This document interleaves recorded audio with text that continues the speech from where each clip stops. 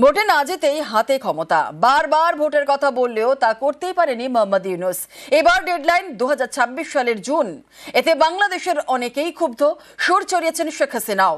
Audio বার্তায় আবারও নিশানা করেছেন ইউনূসকে।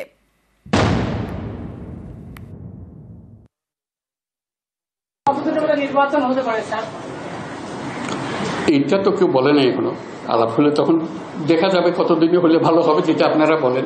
এটা থেকে কারোর কোনো এমন না যে এটা আমি এক্ষুনি করে দেবেন, বললে করে দেবেন, কি আছে। যে করলে ভালো হবে কি ভালো হবে না সেটা আপনারা বিচার করেন আগে, যেটা চিন্তা করেন কতদিন হলে ভালো হবে। 2024 সালের অগস্ট থেকে বাংলাদেশের তদারকি সরকার, সেই সরকারের প্রধান উপদেষ্টা মোহাম্মদ ইউনূস ক্ষমতা দখল করেই তিনি বলেছিলেন তার সরকার যে কোনো মুহূর্তে জাতীয় নির্বাচন করার জন্য তৈরি।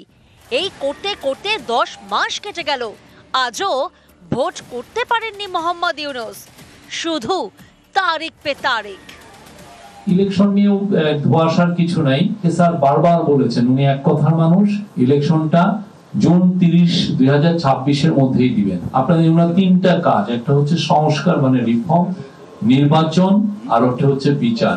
আজও ডিসেম্বর থেকে জুনের মধ্যে হবে নাকি আবার পেছাবে, সেই দিকে আমাদের নজর রাখতে হবে। কারণ আমার মনে হয় যে এই যে উনি ডিক্লারেশনটা দিয়েছেন নির্বাচন নিয়ে, এটা কিন্তু খানিকটা চাপের মুখে পড়েই দিয়েছেন, এবং ইন্টারনাল লেজিটিমেসি যাতে অ্যাকোয়ার করে এবং মিলিটারি যে সেকশনটা আছে তার মধ্যেও যাতে ইউনূসের ওপর কোনো রকম আর ফার্দার চাপ যাতে না আসে।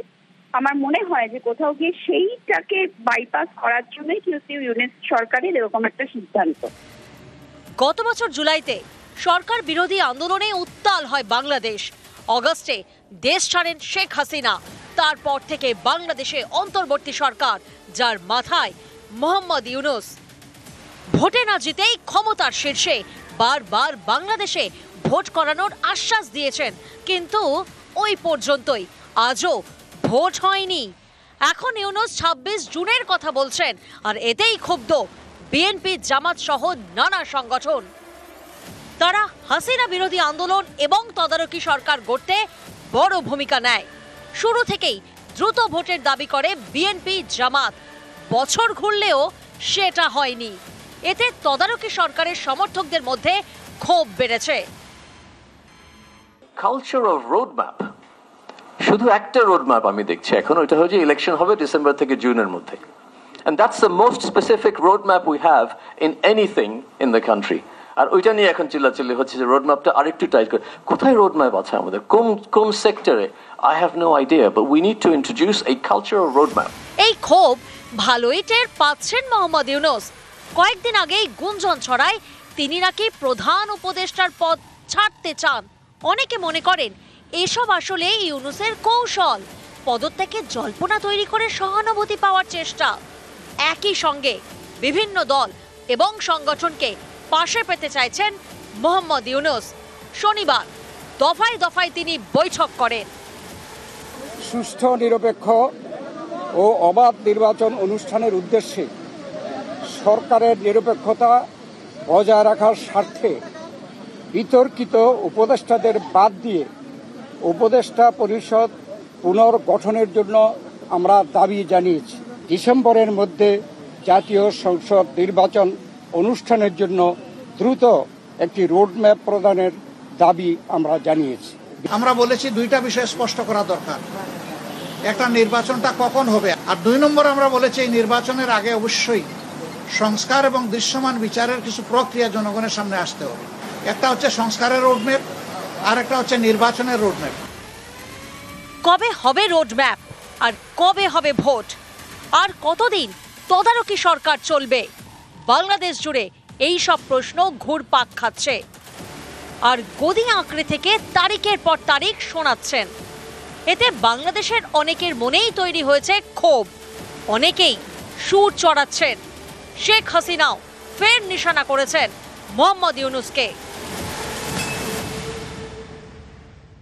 জঙ্গিদের উপর নির্ভর করেই, তাদেরকে ব্যবহার করে এবং আমাকে আর রেহানাকে হত্যার চক্রান্ত করেই ইউনূস কিন্তু ক্ষমতা দখল করলো।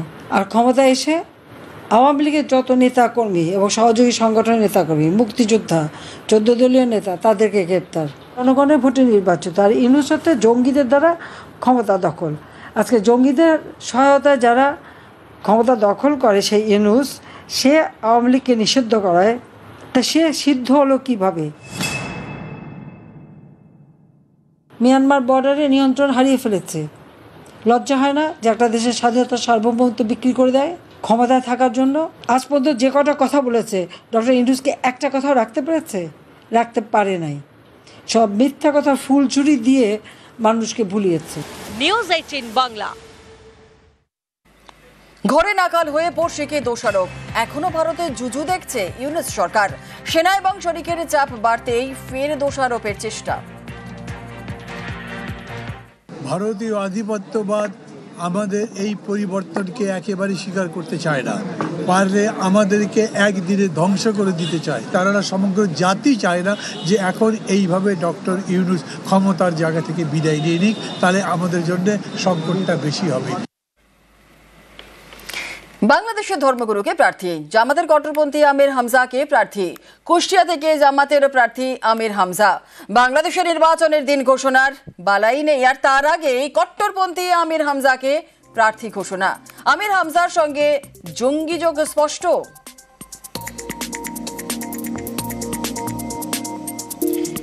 বাংলাদেশের ধর্মগুরুকে প্রার্থী, জামাতের কট্টরপন্থী আমির হামজাকে প্রার্থী। কুষ্টিয়া থেকে জামাতের প্রার্থী আমির হামজা। বাংলাদেশে একদিকে নির্বাচনের দিন ঘোষণার বালাই নেই, আর তার আগেই কট্টরপন্থী আমির হামজাকে প্রার্থী ঘোষণা। আমির হামজার সঙ্গে জঙ্গি যোগ স্পষ্ট রয়েছে।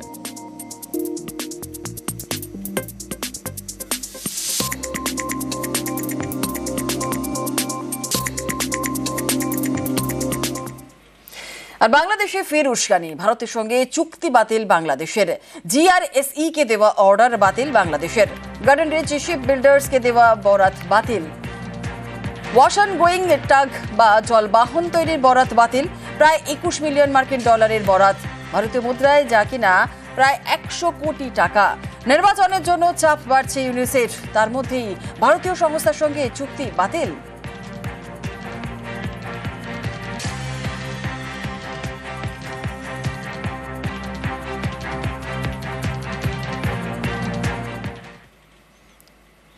কলকাতায় গ্রেপ্তার বাংলাদেশি অনুপ্রবেশকারী। সদানন্দ রোড থেকে পাকড়াও অনুপ্রবেশকারী। গ্রেপ্তার বাংলাদেশি অনুপ্রবেশকারী আজাদ শেখ।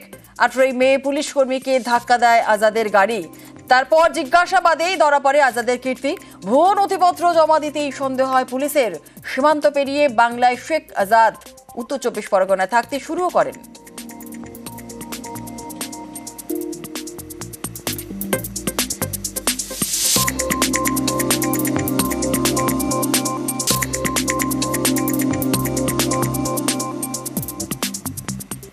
ভারতের ভোটার তালিকায় বাংলাদেশি দম্পতির নাম।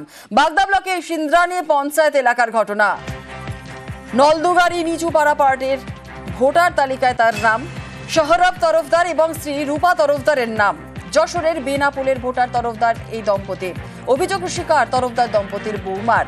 বিডিওর কাছে অভিযোগ বিজেপি নেতার, আর বিজেপির অভিযোগেই পাল্টা জবাব তৃণমূলের।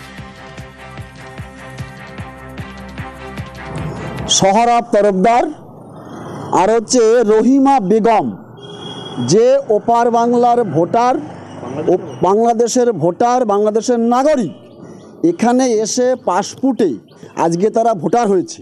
আমরা এটা বিডিওর কাছে যে ইলেকশন অফিসার আছে তাকে আমরা অভিযোগ করেছি, এই ভোটগুলো বাতিল অতি লম্বে করতে হবে। ওই দেশে রহিমা, শাশুড়ির নাম রহিমা বেগম আর শ্বশুরের নাম সোহরাব তরফদার, আর এই দেশে ভোটারে রূপা তরফদার দিয়ে নাম আছে। শাশুড়ির শ্বশুরের সোহরাব তরফদারে আছে।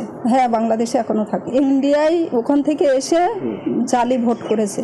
কি করে করেছে আমি বলতে পারবো না।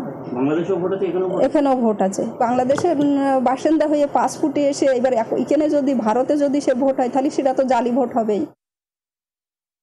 সর্বপ্রথম পশ্চিমবঙ্গে এই উদ্যোগটা নেওয়া হয়েছে তৃণমূলের পক্ষ থেকে, যে ভুতুড়ে ভোটার দু জায়গায় ভোট, বাইরে থেকে এসে পশ্চিমবঙ্গে কোনো ভোট করেছে কিনা এটা দেখার দায়িত্ব সরকার যেমন নিয়েছে, তেমনি বিভিন্নভাবে ভুতুড়ে ভোটার খোঁজার আমরা বিভিন্ন বুথে কার্যক্রম চালাচ্ছি। তো হঠাৎ যদি এরকম কিছু থাকে সেটা বিডিও তদন্ত করে দেখবে, বিডিওর অধীনে থাকবে, যদি সেরকম হয় বিডিও সেটা অ্যাকশন নেবে।